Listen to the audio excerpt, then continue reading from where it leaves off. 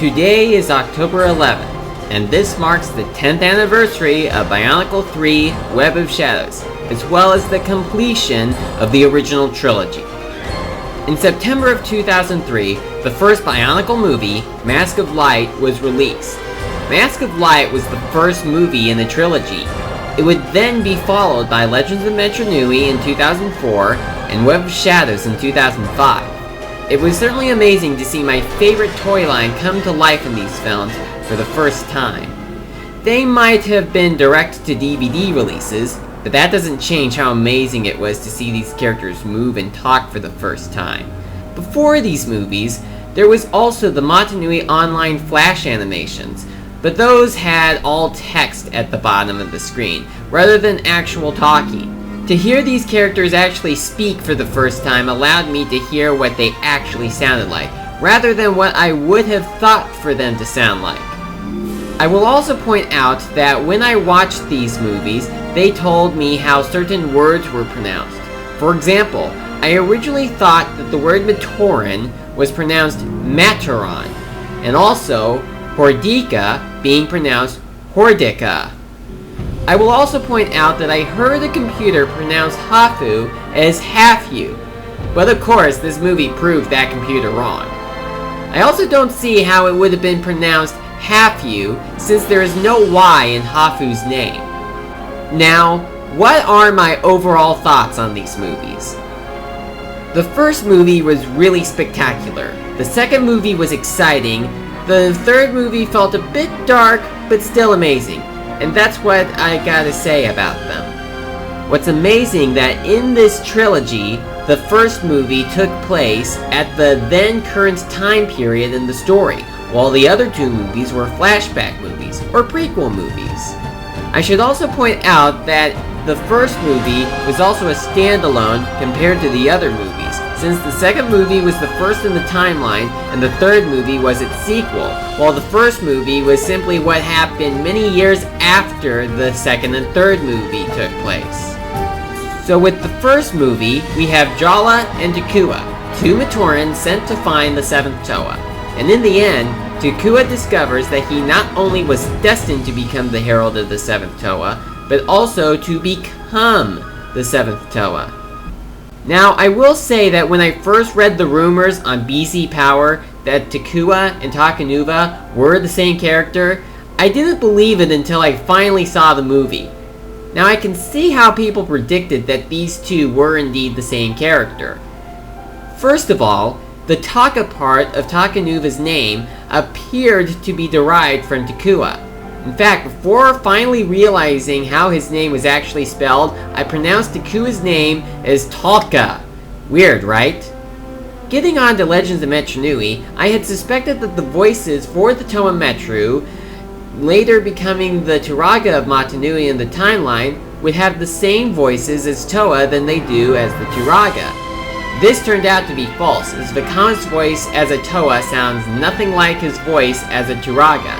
In fact, let's listen and compare Vakama, Nokama, and Anua's voices as Toa and Turaga.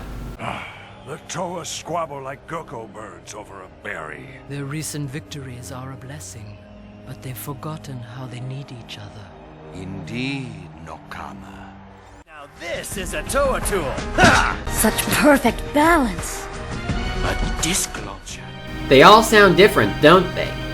Now, of course, we never hear what Whenua, Matau, and Nuju sound like as Turaga, since they didn't speak in Mask of Light. Neither do they speak after becoming Turaga at the end of Legends of Metro Nui. Of course, in Nuju's case, a good explanation to this is that Nuju never spoke the Matoran language again after becoming a Turaga, but instead spoke in clicks and whistles. When Web of Shadows came out, I expected the Toa to have the same old voices as Toa Hordika, which of course they do. But for some reason, Anua sounded differently in the third movie compared to the second movie.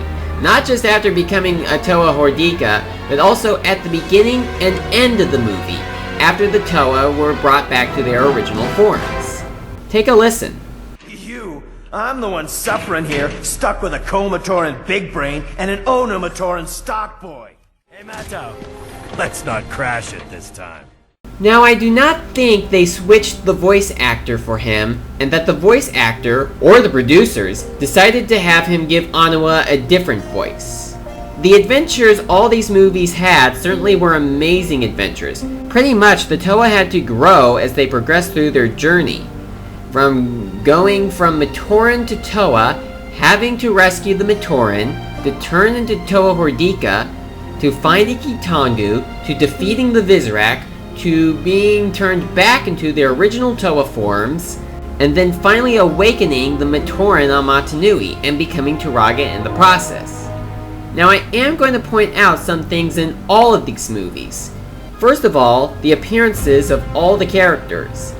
The Matoran in all of the movies do not look like any of the different types of Matoran that we have had up to this point. One exception being the Toa Metru before they became Toa. Their Matoran forms in the movie look exactly like the Matoran released in 2004. But they are the only Matoran in the movie to look like this, while the rest of the Matoran in Legends of the Metru Nui look the same as they do in Mask of Light, despite the fact that in Mask of Light they should be in different forms, considering what I have learned in the information about Bionicle, that when the Matoran were in the Matoran spheres, their bodies had shrunken down, reducing them to the size that they were in the first year. The Turaga and Rahaga's bodies in all of the movies looked more like the Borag Vaz bodies than the actual sets look, and the Toa Nuva have a few differences between the movie forms and the set forms, such as Pohatu's body being faced to the standard way rather than being upside down compared to the other Toa like in the set, and Onua not being hunched down like he was in the set, but instead had his head be connected the same way as all the Toa were. And I should also point out that Kopaka's two arms are the same, unlike as the set. The Toa Metru don't look at all that different from the sets.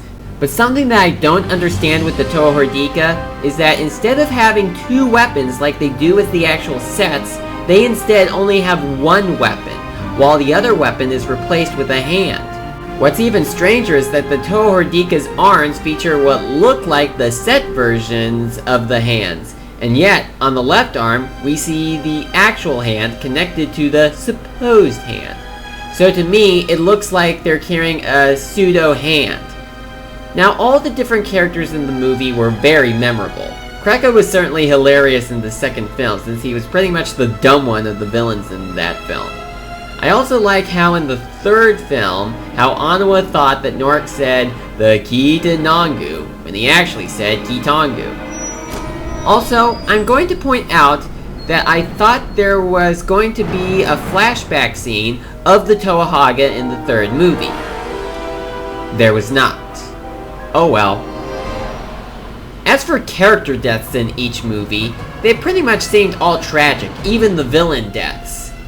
But for hero deaths, Jala's death in the first movie was really sad, but thankfully, he was brought back to life by the end.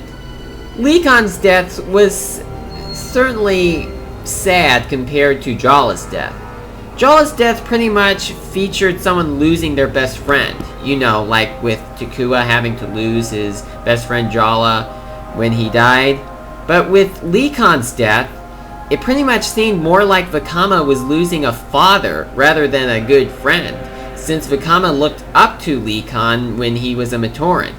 Sadly, unlike with Jala, Likon did not come back. Instead, at the end of the movie, Vakama gives Jala Likon's mask, after his original mask was broken. It was a shame we never saw what any of the characters looked like without their masks on. I mean, what's the matter? Are they going to look scary or something? I've seen the toys. They're not scary. Anyway, I was disappointed to learn that 2006 didn't bring out a movie, and neither did 2007 or 2008. I know 2009 did, but Legend Reborn was pretty much a standalone movie. It wasn't even made by the same producers that made the first three movies, so it's even more standalone than Mask of Light was compared to the second and third movie. Now personally, I would have liked to see the entire Bionicle series have movies from the beginning, or even a TV show, quite like Hero Factory had. Now of course 2015 brings back Bionicle after it had been discontinued in 2010, but it is a reboot rather than a continuation of the original story. But this new story is still pretty good even if we don't get a proper TV series or movies. Well, who knows, maybe we'll get movies like this trilogy somewhere down the line. It'll all depend. So it's good to see these movies all aged well after 10 years. There is so much we would have wanted to see in these movies. But what we did see was pretty good, and I'm not complaining about what we didn't get in them. So this is Eli J. Brown saying, Happy 10th Anniversary, Bionicle Movies.